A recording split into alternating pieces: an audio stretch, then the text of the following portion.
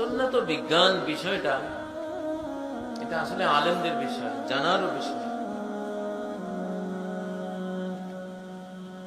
মানুষের হাতে, পায়ে, চেহারায় লক্ষ লক্ষ জার, ভাইরাস, রোগ জীবাণু বসবাস করে খোলা আবহাওয়া থেকে ছেটে দেয়। ইসলাম এজন্য এমন সুন্দর বিধান দিয়েছে, ৫ ওয়াক্ত সালাতের আগে ওযু করো, 2 হাত, চেহারা, 2 পা, মানে পোশাকের বাইরে যেই অঙ্গগুলি থাকে এগুলি 5 বার কমপক্ষে ওযুর মাধ্যমে ধোয়া হয়ে গেল।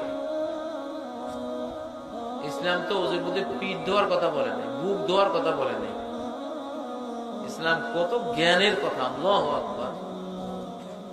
বুক পিঠ ধোয়ার কথা বলে না, কারণ বুক পিঠ তো জামা পোশাক আশাক দিয়ে সেইফ নেই, চেহারাটা খোলা, দুনিয়ার আবর্জনা সব কিলিবিলি করা, ভাইরাস, জীবাণু, জাম সব এখানে লাগতেছে, হাতে লাগতেছে, পায়ে লাগতেছে।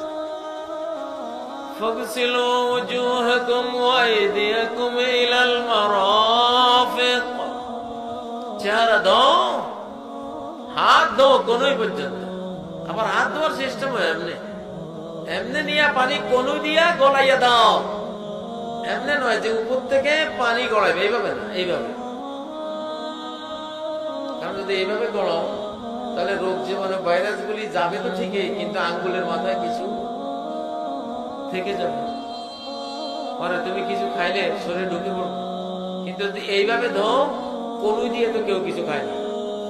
পানি যখন কনুই দিয়া ঝরবে তখন কনুইতে কিছু 2-4টা থাকলেও সমস্যা না, কারণ কনু দিয়ে তুমি খাও।